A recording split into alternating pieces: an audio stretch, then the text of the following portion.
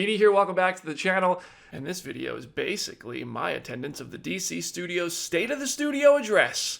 Okay, it wasn't really a State of the Studio address, but I did fly to LA on Friday morning just to sit in a room for an hour with DC Studios co-CEOs Peter Safran and James Gunn and hear all about updates about the projects they're currently working on, some updates about projects they might not be working on anymore, some new additions, why Zack Snyder was there, all kinds of stuff. I'm going to share all of those updates, so if you don't mind subscribing to the channel so I can keep doing stuff like this and sharing the news with you, that would be awesome. Let's jump in. First of all, big update, DC Studios is planning to do 2 live-action movies and 1 animated movie each year, and 2 live-action series and 1 animated series each year. That's the kind of expected output going forward. Gunn and Safran are very determined to focus on quality over quantity, they say, which is probably why a project like The Authority is not really a priority right now, but we'll get to that. I'm going to go title by title in this video, and then towards the end I'll get to some of the more outside the box, not specifically one show or movie updates at the end of this video. Superman, of course, is right around the corner, really getting ready to kick things off in a big way for DC Studios. They called it their Vanguard project. It's set to release in July. And James Gunn said, "We are really deep into post, and it's amazing that I'm even here because my mind is so focused on these minor cuts and changes, little things that we're doing to make the movie." And he also noted that the effects are coming along great. Very interestingly, James Gunn said that he's writing and directing, and then corrected himself and said writing his next project, and it sounded like he was implying it's a sequel to Superman, or at least a continuation of Superman's journey. And when somebody then later in this hour said, "So you're not writing a Superman sequel," he cut them off and said, no, I did not say I'm not writing a Superman sequel. So it sounds like maybe he already has plans to do a Superman 2 of sorts, but maybe they're just waiting to see how Superman does to really push that news out there. One thing they are moving forward with already is a Krypto series of short films. These are described as seasonal shorts about Krypto, who they kept referring to as a really terrible dog. It's the same dog that we meet in Superman. It's the same character. It's going to continue in seasonal short films. There will be 4 in total, and Peter Safran and James Gunn seemed really excited about it, and it's far enough along where they're already watching these shorts and enjoying them themselves. No word on when exactly we will see them, but I would assume these are going to be streaming releases on Max. Supergirl. This one sounds exciting. It's described as a beautiful, gritty sci-fi film. James Gunn said, "We're midway through production now on Supergirl. It's been an extraordinary experience. The script was one of the first things we greenlit when we got here.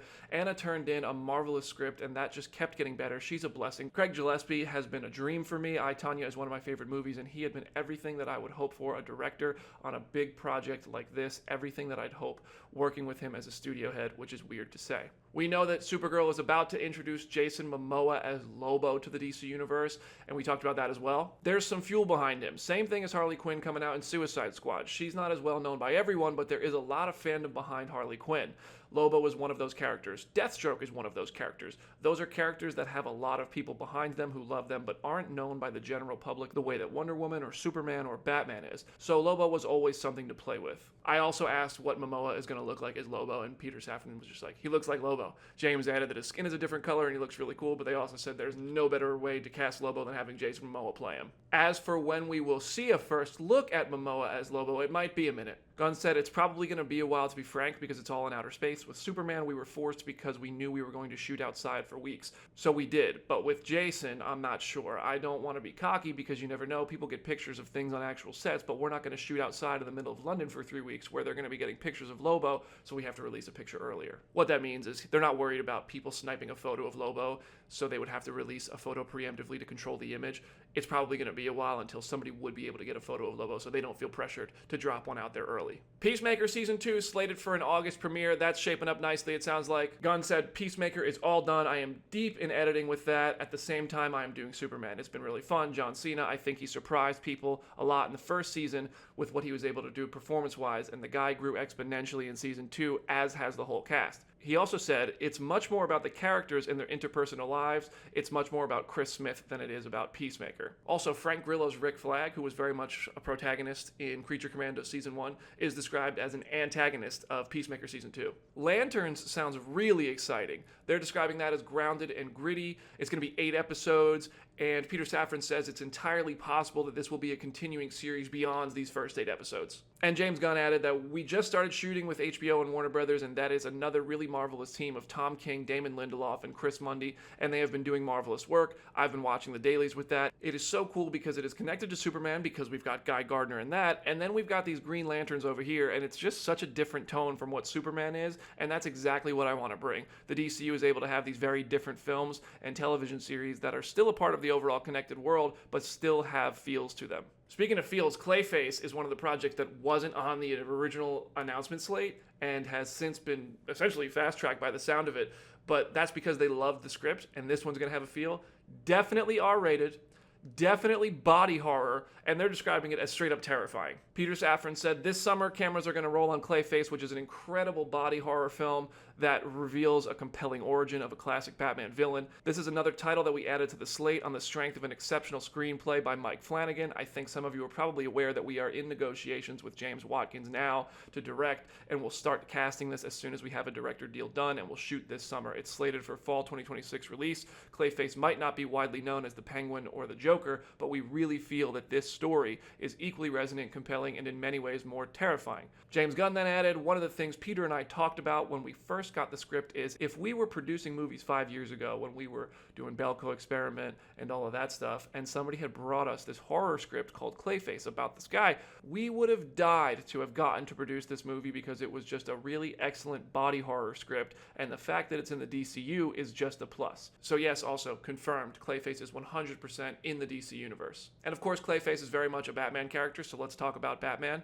James Gunn says that Robert Pattinson's Batman is certainly not the plan to be the Batman of the DC universe. Peter Safran says it is imperative to introduce a Batman to the DC universe. So Batman 2 still hasn't submitted a script yet, but they did say that everything they've seen has been encouraging and they like it so far. The Brave and the Bold, meanwhile, is moving forward. It has a writer attached to it, and Andy Muschietti might not be directing. They're waiting to see what the story becomes to see if Andy is still going to be the director on that one. And there's a Batman movie scheduled for October of 2027, and Peter Safran was kind of having fun with it and teasing that he wouldn't tell us what Batman movie is coming in October of 2027, because Clayface, October 26, and then a year later, we expected October 2027 to be the Batman 2, but he just said a Batman movie is coming out in October of 2027. Sounds like that could either be The Brave and the Bold or the Batman Part 2 in the Reeves world. And then you have Dynamic Duo, which is an animated feature with Batman characters, but it's not going to be set in the DC universe. There's a chance that they end up working it in, but right now the story of it doesn't fit what they're doing in the DC universe. So this is an animated crowd pleaser, as Peter Safran described it, and it's not going to have ties to what's going on in the David Corn Sweat Superman world. Swamp Thing seems to be a project that's on a bit of a pause right now, and that's because of the filmmaker's schedule. Peter Safran said our writer-director went off to make another little movie, a complete unknown, and we hope that he'll come back to Swamp Thing when he's ready. That was one of those things that we love him as a filmmaker, so we're happy to wait for him. Swamp Thing is not integral to the larger story that we're telling. This, of course, is in reference to James Mangold, who went off and did a complete unknown, and is supposed to make a Star Wars movie, and right now, it's cool that they're waiting for him to come back and do Swamp Thing because what they wanted was his vision, and they're going to let him do it clearly in this DC universe while it won't impact the larger story, which does connect, and we'll get to that in a second. Another project that wasn't part of the original slate announcement that is very much real and happening is Sergeant Rock. Sergeant Rock is going to be directed by Luca Guadagnino. Daniel Craig, all those rumors and reports were never true. James and Peter say they never met with Daniel, that Luca and Daniel just have a relationship and they talked about it separately, but it was never to the point where Daniel was ever attached to the film.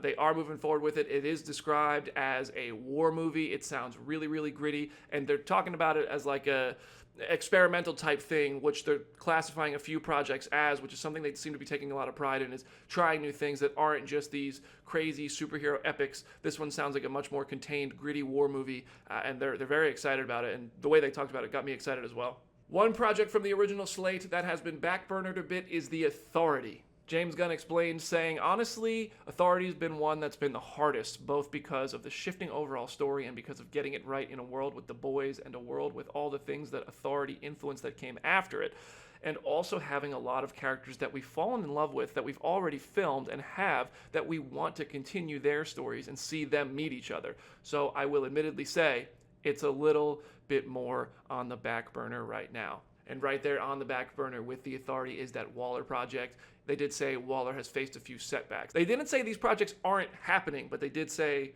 they're not a priority right now.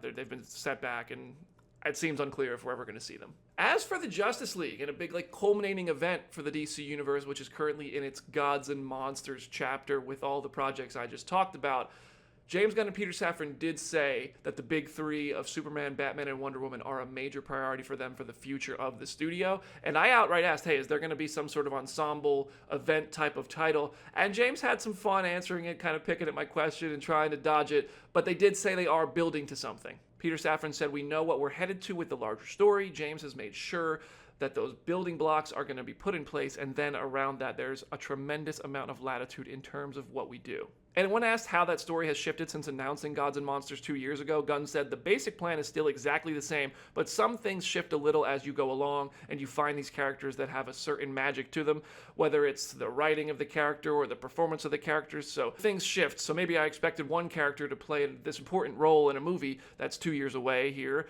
but I'm like, I think it's better if it's this character. Things like that have shifted, it's all fluid, there is a larger overall structure. Ultimately, they did conclude on this culmination connectivity topic that James is telling a larger story and it'll last a little bit of time. As for the Zack Snyder of it all, which made a whole bunch of headlines after James Gunn posted a photo with him in Peter Safran's office just a day before this whole DC Studios slate catch-up thing that I went to, no, Zack is not currently working on anything at DC Studios, and he has not seen James Gunn's Superman movie. James said, I was just talking to Zack as a friend. We were just hanging out. I was like, let's take a picture together. We knew full well what we were doing. We thought it was funny. He thought it was funny. I thought it was funny, and that's it. There were also a lot of other small updates, so I'm going to read these to you just rapid fire straight from my notes here. Booster Gold is going pretty strong. The Blue Beetle animated series is close to being presented to a green light, and Angel, who directed Blue Beetle, is very much involved in that. It is true that Anna Nagaria is writing a Teen Titans movie script. That's real. They wouldn't comment on a Bane and Deathstroke movie, whether or not it was being written, but they did say that Matt Orton is writing a big action movie when asked about it, so they seem to imply maybe it's real, but also wouldn't say it is or isn't. There are conversations happening with Six Flags about opportunities for collaboration, as Six Flags is the theme park that has the IP rights for DC characters. They are having conversations with Fortnite, and James Gunn is giving notes and approvals for character designs coming to Fortnite from the DC Universe. They are open to a DC Universe equivalent to Marvel Rivals. They have animated shows DC Superpowers, My Adventures with Green Lantern, and Starfire that are all greenlit and currently in production. It was also pretty cool how they were open about the business side of this whole DC Studios thing, because at the end of the day, yes, the movie industry is a business, and if a character isn't hugely successful, they might not make a sequel. Like if they're planning Sergeant Rock 2 and Sergeant Rock 1 is not a huge hit, we might not see Sergeant Rock 2 right away. But also, they talked about how, they'll make decisions based on budgets, based on revenue expectations for certain characters and things like that. And it was pretty cool to hear. And they really seemed driven by quality over quantity. They kept emphasizing that. And also, they just seemed really chill and in a good rhythm and groove together. Not that they were awkward or uptight at the first slate announcement when they sat together, but I feel like these two guys have worked together a lot now. And it was fun. They were just... It was clear they were just having fun, talking, bantering, kind of ribbing each other, ribbing us who were there listening to them. And it was a cool thing to see. But also, they seem really tired, especially James, who has been working his ass off to bring this DC Studios vision to life.